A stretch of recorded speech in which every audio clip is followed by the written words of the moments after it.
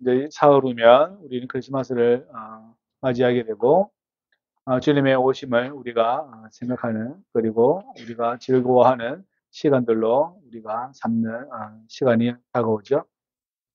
벌써 한 달이라는 시간이 훌쩍 지나 버렸습니다. 우리가 추수감사절을 보내고 새해가 시작되어서 우리가 시간을 보내고 있는데 벌써 한 달이라는 시간을 보냈습니다.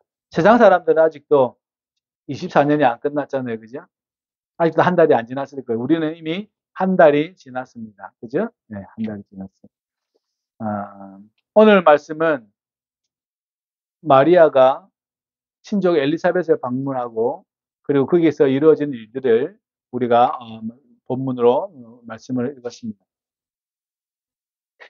누가복음의 누가라는 분은 의사이기도 하였고요. 그리고 이분은 학자였기도 했습니다. 그래서 이분은 의사이기 때문에 뿐만 아니라 그리스적인 삶을 살았던 분이기 때문에 글을 쓰는 것이 어떤 사실에 근거해서 쓰는 것을 물론 다른 것도 다 그렇지만 그렇게 하는 분입니다. 오늘 말씀에 보면 이 마리아가 엘리사벳을 방문했을 때 그 엘리사벳의 태중에 있는 요한이 반응하는 것을 보고 엘리사벳이 마리아를 축복하고 그리고 그 마리아를 축복하는 그 말씀으로 이렇게 끝나게 되는데, 그런데 이것이 이 말씀으로 인하여서 누가는 하고 싶은 말이 있었던 거죠. 그게 뭐냐면 하나님의 일은 반드시 이루어진다라는 겁니다. 하나님의 일은 반드시 이루어진다는 것을 물론 다른 성경도 다 그렇게 이야기하고 있죠. 아까 말한 것처럼 서두에 말씀드린 것처럼 이 사람은 의사예요. 그래서 이 사람은 누가복음도 짓기도 하였지만 또 뭘 하나 더 짓냐면 사도행전을 짓습니다. 이 두 가지를 합하면 신약 성경에서 제일 긴 성경을 적은 분이에요.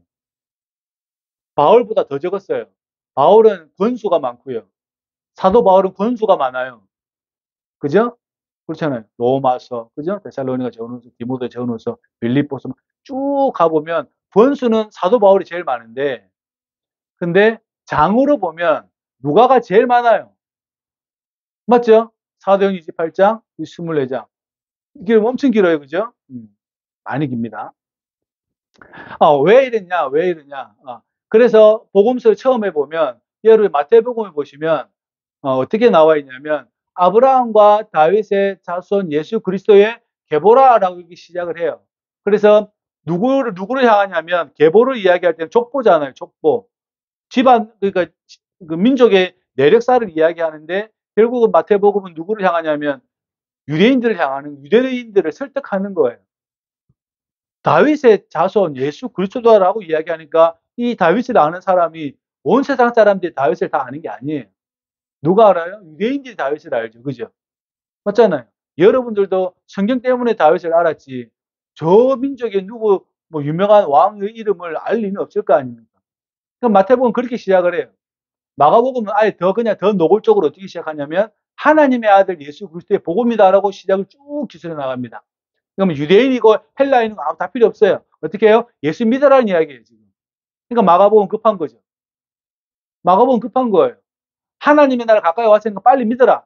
그러니까 네가 유대인이든 네가 이방인이든 헬라인이든 야만이든 다 필요 없어. 어떻게 하라는 거예요? 하나님의 아들 예수 그리스도의 복음이다. 기쁜 소식이다. 믿어라. 이렇게 되는 거죠. 근데 요한복음 또 달라요. 태초에 말씀이 계시니라 하면서 로고스 찬양문이 쭉 나와요. 쭉 나와요. 근데 누가복음은 어떻게 시작하냐면 여러분 한 1장 1절을 한번 보세요. 누가복음은 우리 중에 이루어진 사실에 대하여 이렇게 시작해요. 누가복음 1장 1절을 보세요. 우리 중에 이루어진 사실에 대하여. 지금 뭐 하고 있어요? 우리 가운데에 이루어진 사실에 대해서 어느 안에 팩트가 있는데 이 팩트에 대해서 처음부터 목격자와 말씀에 일꾼된 자들이 전하해 준 그대로 내력, 그 역사를 저술하려고 뭘 들었다는 거예요? 붓을. 이 사실이 뭐냐면 하나님께서 그의 아들을 보내셨다는 사실과 그분이 십자가에서 죽었다는 사실과 그분이 사흘 만에 부활했던 이 사실과 그리고 그분이 승천하심으로 성령이 오셨다는 그 사실을 기술하려고, 쓰려고, 작성하려고, 보고서를 적으려고 수많은 사람이 펜을 들었다는 거예요. 그러니까 이 누가는 항상 어떤 생각을 하고 있어요? 이 사실이 중요한 거예요. 이분은 사실이 중요해. 왜요? 이것을 해야 되니까. 그러니까 그 증거로서 예수님께서 승천하시고 그 다음에 사도행전을 적어 나가잖아요. 사실이 중요하다니까. 왜 교회가 이렇게 급격하게 퍼져갈 수 있냐? 왜 교회가 이렇게 확장되어지고 전 세계로 퍼져갈 수 있었느냐? 수많은 사도들이 순교를 당하고 수많은 사람들이 곳곳에서 하나님 아들 예수를 믿는 일들이 어떻게 이렇게 벌어지냐? 그 성령의 임하심이라는 것을 어떻게 해요? 사도행전 1장부터 시작을 하는 거예요. 그래서 누가는 성령의 충만함이 중요해요. 이분은 성령이 중요해요. 왜 중요합니까? 너무 급작스럽게 퍼져가니까요. 그냥 이유 없이 그냥 어느 유행처럼 번져지는 게 아니라 이 사람들이 그것을 믿음으로 고백하고 그것을 믿음으로 순교에 아니면 쫓겨다니고 헐벗고 굶주릴지라도 예수를 믿는 이유가 뭐냐? 예수를 왜 이렇게 믿냐? 이 사람들이 이렇게까지 할 이유는 아니잖아요. 그죠? 이방 종교는 그렇게 안 하거든요. 이방 종교는 대충 했다가 핍박 오거나 뭐 하면 알았다 하고 또 따라갑니다. 왜냐하면 요놈이나 비슷하거든요. 이 우상이 비슷하다고요. 요놈이나 비슷하니까 이거 하지 말래. 누가 힘센 놈이 와가지고 믿으면 너 죽여. 너 이 신 믿어. 알았습니다. 그럼 이렇게 믿어요. 여기서 또 어느 힘센 놈이 와가지고 이거 믿어. 그럼 알았습니다. 이렇게 간다니까. 왜요? 비슷하니까. 그런데 아니더라는 이야기죠. 왜 이 사람들이 이렇게까지 자기의 삶을 드리고 자신이 재물을 드리고 그죠? 자신의 모든 걸 드리는 이 이유는 왜 그러냐? 왜 이렇게 자신의 삶을 마감하면서까지도 이렇게 살아가야 할 이유가 뭐냐? 이 사람은 성령이 참 중요한 분이에요. 그죠? 참 중요한 분. 그러니까 펜을 들었다라는 거예요. 펜을 들은 거예요. 그래서 누가는 오늘 이 방문을 이야기하고 있다라는 거죠. 그래서 우리가 한번 생각해 보세요. 많은 사람들이 이렇게 하잖아요. 우리 지금 겨울이잖아요. 겨울이잖아요. 그런데 겨울이 온 것은 가을이 왔기 때문에 겨울이 온 거죠. 그죠? 가을이 갔기 때문에 겨울이 왔잖아요. 맞아요? 어떤 사람이 이렇게 표현해요. 가을을 보내고 겨울을 맞이했다. 뭐 이렇게 쓰는 사람도 있어요. 그죠? 그리고 가을이 떠나고 겨울을 만났다. 뭐 이렇게도 이야기하잖아요. 사람들은 항상 순서가 있어요. 어쨌든 가을과 겨울은 순서예요. 맞죠? 가을이 떠났고 가을이 나를 떠난 거야. 그래서 나는 누구를 만났어요? 겨울을 만난 거죠. 뭐 이렇게 표현하는 사람도 있고 어쨌든 어떻게 해요? 가을과 겨울은 순서상의 변함은 없어요. 왜? 이게 사실이니까요. 이들에게는 사실이에요. 표현은 달라도 가을과 겨울은 뒤바뀌지 않아요. 절대 안 뒤바뀌어요. 사람들 머리 안에서는. 그죠? 제가 여러분 이야기했습니다. 근데 그리스도인은 다르게 표현하죠. 하나님께서 가을을 주셨다. 이렇게 얘기하죠. 그죠? 그러면 하나님이 가을을 주지 않으면 봄이 올 수도 있다는 가능성이 열려 있는 거죠.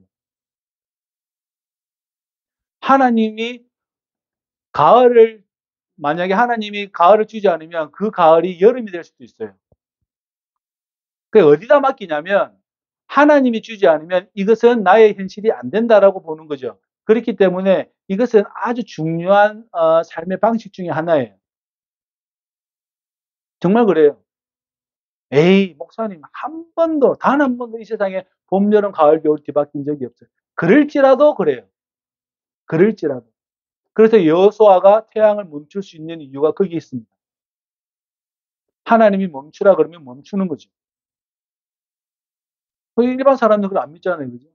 오늘 여러분들 노아를 보셨잖아요. 비가 와서 모든 지면에 있는 사람 다 쓸어버릴 거다. 에이, 뭐 그래. 적당히 오다 말겠지. 그러니까 노아는 어디다가 방주를 지어요? 산에다 짓는다니까요. 배를 산 위에 짓는 사람은 정신 나간 사람이죠. 배를 어디다 지어야 됩니까? 물가에 져서 이렇게 할 거 아니에요. 근데 배를 산 꼭대기에 지었어요. 왜요? 물이 차오를 거니까. 생각을 바꿔야 돼요. 그러니까 내 삶의 방식을 바꿔야 된다고. 가을이 와서 겨울이 오는 게 아니에요. 하나님이 겨울을 주셨다. 그럼 이 겨울이 어떻게 해요? 끝까지 갈 수도 있겠다. 가능하죠. 그래서 닫아놓지를 않아요. 닫아놓지를 않는다고. 생각을. 하나님이 겨울을 40일 주면 어떡하실 거예요? 어떻게 될 것 같아요? 하나님이 겨울을 40일 동안 주셨어. 이 겨울을. 그럼 온 세계가 어떻게 될 것 같아요? 그럼 우리는 누구를 인정해야 됩니까? 내 삶의 방식이 바뀐다고. 저와 여러분 삶의 방식이 바뀌어요. 계속해서 이런 쪽으로 생각을 계속 많이 하셔야 돼요. 묵상을 이런 쪽으로 많이 하셔야 돼요. 내가 무슨 공부를 하든 뭐 노동을 하든 뭐 그 어떤 일을 하든 간에 계속 이런 방식의 생각을 계속 하셔야 됩니다. 그래야 여러분들이 하나님과 함께 교제하는 시간들이 많아진다라는 것이죠. 안 그러면 또 겨울 오니까 또 겨울은 오잖아요. 그 다음에 또 겨울 지나면 또 뭐가 와요? 그 이제 그걸 버리라고. 봄이 올 수도 있고 안 올 수도 있다. 왜요? 하나님이 봄을 주면 오는 거고 안 주면 못 오는 거고. 자, 이거는 자연적인 부분이고요. 내가 내일 아침에 눈을 뜰 수도 있고 안 뜰 수도 있고. 맞죠? 그 별로 심각하지 않죠, 그죠? 그래서 그 우리를 알고 있는 게 한 분은 하나님 우리를 너무 잘 알고 있고요. 또 하나가 우리를 잘 알고 있는 게 있는데 이놈이 뭐냐면 죽음이라는 의미예요. 나를 알고 있다니까요. 나를 알고 있어요. 단지 우리는 그걸 가볍게 여길 뿐이죠. 그렇지 않기를 바랍니다. 그래야 좀 더 생각도 달라지고 태도도 달라지고 내 마음가짐도 달라지고 그렇게 돼요. 지금 누가에게는 이 사실이 너무 중요해요. 오늘 엘리사벳에게 마리아는 친족이 등장합니다. 그 전에 마리아에게 가브리엘 천사가 나타나서 수태고지, 즉 하나님의 성령으로 힘입어서 아들 낳을 것이다. 어떻게 그게 가능합니까? 네 친족 엘리사벳도 그렇다라는 거예요. 그러니까 이제 어떻게 해요? 오늘 마리아가 일어나서 산골로 왔다라는 거예요. 왔다라는 거예요. 천사가 떠나간 후에 왔다라는 거예요. 왜 마리아가 그렇게 빨리 갔을까요? 마리아가 그렇게 빨리 간 이유가 뭘까요? 좀 이따가 할 수 있잖아요. 그죠? 맞아, 궁금해서 그래요. 결국 뭐예요? 엘리사벳이 하나님의 은혜를 뭐 했다는 거예요? 경험했다라는 거예요. 그러니까 저와 여러분들에게도 마찬가지입니다. 하나님의 은혜를 경험한 분들이 여러분 주위에 포진되어 있어야 돼요. 그러니까 자꾸 그런 사람들 만나야 돼요. 하나님의 은혜를 경험한 분들을 겸손하게 만나신 분들, 정직하게 만나신 그분들을 여러분 자꾸 그분들을 만나셔야 돼요. 마리아의 태도도 그런 거예요. 왜요? 엘리사벳의 소식을 누구로부터 들었어요? 가브리엘 천사로부터 들었기 때문에 그렇습니다. 그래서 우리 삶 가운데도 하나님의 은혜를 경험하신 분들을 계속 만나가는 저와 여러분 되기를 주의 이름으로 부탁을 드립니다. 그죠? 그분들은 반드시 겸손함을 유지하고 있습니다. 교만함을 유지하고 있지 않아요? 그죠? 그게 재산입니다. 우리 젊은 친구들 잘 들으세요, 아이들은. 그게 재산이라고. 돈이 재산이 아니라 내 주위에 은혜를 많이 경험하신 하나님의 사람을 포진시켜 놓는 것이 내가 그분들 가까이 하고 있는 것이 가장 큰 재산입니다, 그게. 아주 중요해요. 여러분 주위에 목사님들이 주위에 뺑 둘러져 있다. 예를 들면 우리 요한이나 인혁이나 윤별이나 유나 윤설이가 주위에 목사님들 장로님들 뺑 둘러져 있다. 그게 복이라고 그게 재산이라고 꼭 기억하시길 바랍니다. 그거 모르면 내 주위에 돈 많은 사람이 뺑 둘러 있으면 좋을 것 같죠. 내 주위에 나에게 영적 조언을 해줄 수 있는 분이 뺑 둘러 있는 게 제일 좋아요. 그죠? 바른 길 가게 해주니까. 그래서 그러니까 사가랴 빛이 들어가 엘리사벳이 문안을 합니다. 인사를 하죠. 그러니까 엘리사벳이 마리아의 문안함을 들은데 아이가 태중에서 뛰어노는지라 이렇게 돼요. 왜? 의사니까 가능하죠. 그죠? 그런데 뭐라고 이야기하냐면 엘리사벳이 성령의 충만함을 받았다라고 누가가 기술하는 거예요. 저 뛰노는 게 그냥 뛰노는 게 아니라 뭐예요? 성령의 충만함을 받아 뛰어논다라는 거예요. 이게 사실이라는 거예요. 이게 사실이라고 이야기하는 거예요. 그러면 사람 일반적으로는 원래 애가 발로 차지 않냐? 애가 원래 발로 차지 않냐? 이렇게 이야기하죠. 아니라는 거예요. 그 반응이 아니라 그 반응은 하나님의 성령의 충만함을 입어서 그 아이가 반응했다라는 거예요. 이 성령 충만함이란 거와 성령 충분함이라는 거 두 가지는 구분해야 합니다. 성령 충만한 것은 뭐냐면 저와 여러분들이 한여름에 떼약볕에 막 빛을 많이 받는 것, 막 장대 같은 소나기에 그냥 옷이 온몸이 젖을 만한 그러한 것을 말해요. 근데 또 하나는 성령에서는 성령 충분함이라는 단어가 존재하진 않지만 충분함인 게 있어요. 그게 뭐냐면 사람이 그것으로 지속적인 거. 사람이 지속적인 것을 말해요. 성령의 충만함을 받은 사람이 들쭉날쭉은 해요. 성령의 충만함을 받았다 할 때는 이게 들쭉날쭉할 때가 있다는 말이죠. 대표적인 사람이 누구냐면 삼손이에요. 하나님 은혜 까먹고 눈 나빠지고 머리 잘리고 그래서 소가 끄는 것을 100명 끌고 있다가 머리가 자라니까 하나님 저에게 한 번만 기회를 달라 그러잖아요. 그때 하나님 영이 임했다 그러죠. 그죠? 그때 그게 뭐예요? 성령의 충만함인 거죠. 한 방으로 그냥 끝내버리는 거죠. 그것이 성령의 충만함이면 성령의 충분함은 뭐냐면 마치 사무엘처럼 한 자리 쭉 가는 거예요. 엘리사처럼 쭉 가는 거예요. 그죠? 엘리사에게 나만 장군이 와가지고 돈과 재물을 가득 싣고 와가지고 나 좀 치료해 주라 그러니까 치료해줘 치료 안 해줘요. 그들도 보지도 않습니다. 자기 좀 계하시를 보내버려요. 가가지고 저기 요단강 7번 들어가라. 그러니까 그 나만 장군이 짜증이 나가지고 내가 아람 군대 장관이고 국방부 장관인데 우리나라에는 얼마나 좋은 강이 많은데 이까지 요단강에 7번 들어가라고? 그러니까 히브리 여종이 막 붙잡습니다. 아닙니다. 한 번만 손해 볼 것 없으니까 가보자 하고 하니까 딱 이렇게 어떻게 돼요? 딱 나왔죠. 그러니까 그 나만 장군이요. 그 금은 뭐하러 가져와가지고 줄라 그러니까 어떻게 해요? 안 받아요. 안 받는다니까요. 그 안 받는 그 힘이 어디서 나와요? 그 돈과 재물과 금은 보화를 짠 듯이 싣고 왔을 거 아니에요. 그죠? 근데 그것을 안 받아요. 안 받는다니까, 그 돈을. 그 안 받는 힘은 어디서 나와요?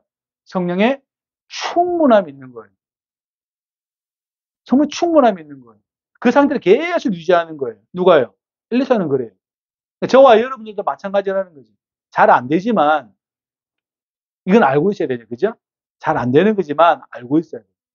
내가 그 성령의 충분함, 지속적인 상태를 갈 수 있는 저와 여러분 되기를 주의 이름으로 축복합니다. 이 엘리사벳의 그 태중의 아이가 그렇다라는 거예요. 그러니까 여러분, 이 상황이 나중에는 세례 요한이 예수님에게 세례 줄 때 똑같은 말 합니다. 주님께서 어떻게 오냐고.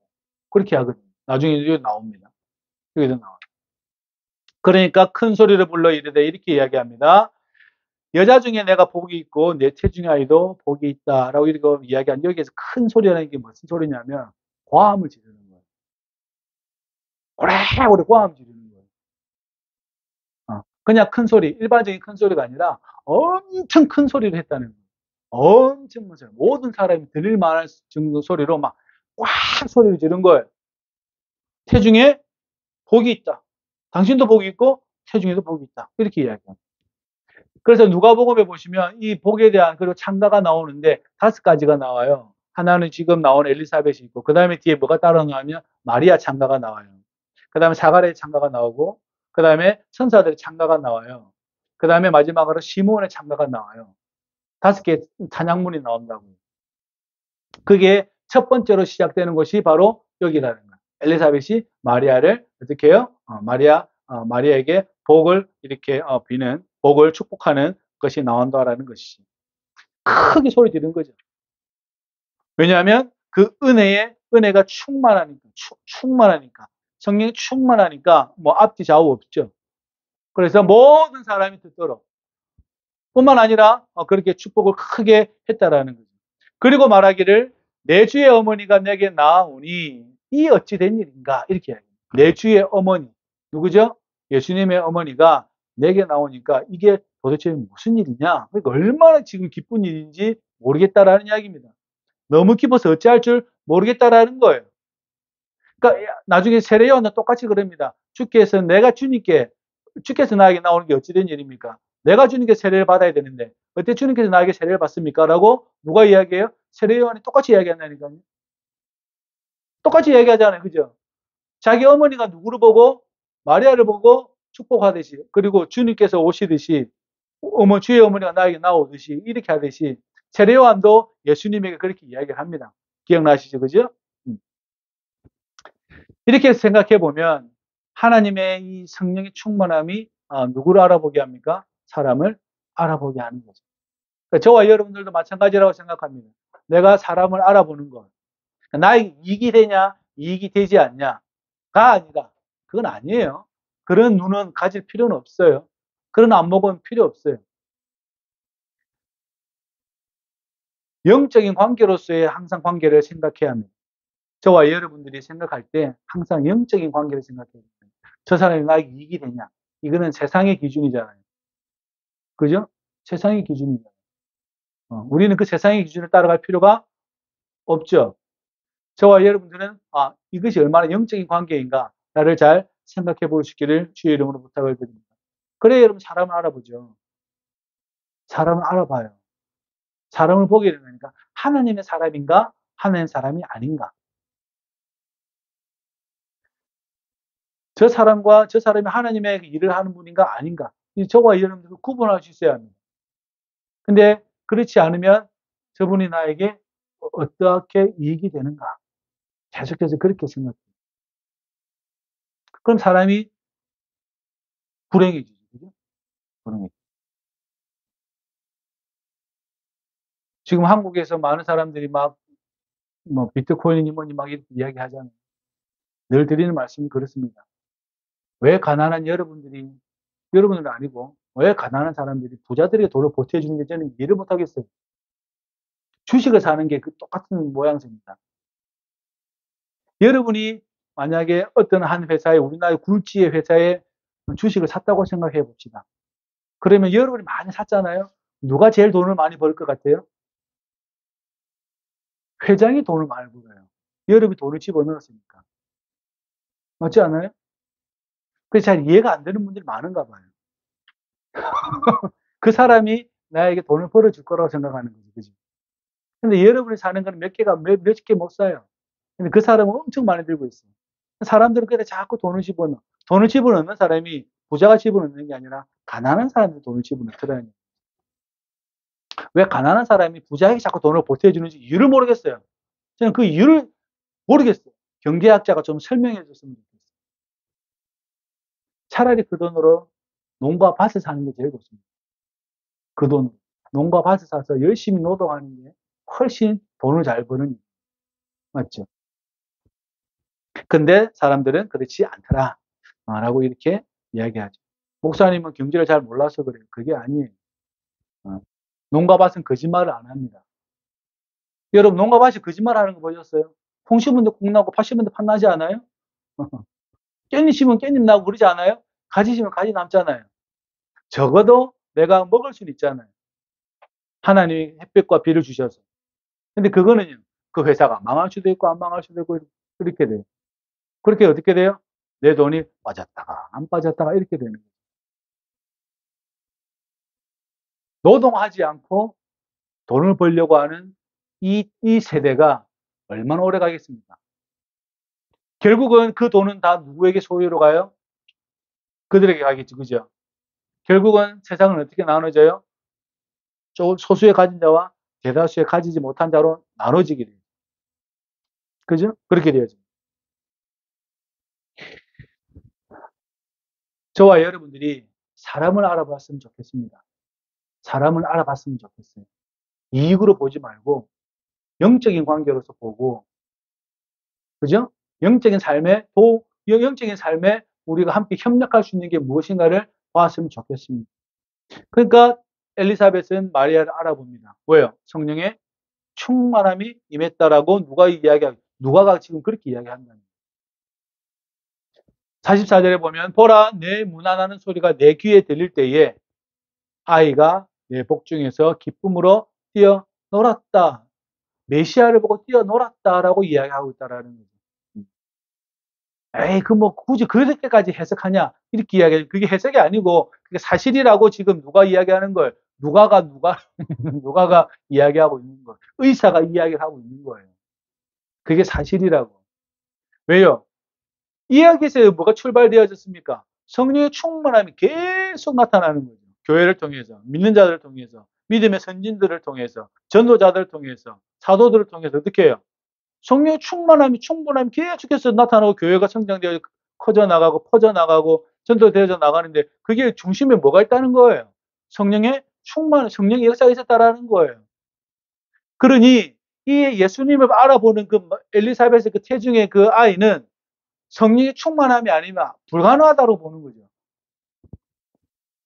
근데 해석이 아니에요. 사실에 근거한 거죠. 근데 사람들은요, 뭐 그렇게까지 이렇게 이야기하는 거예요. 아니라는 거예요. 그 눈이 중요하다고. 이 눈이 중요하다. 그러니까 여러분들도 이 누가의 시선, 누가의 신앙의 관점을 잘 보셔야 됩니다.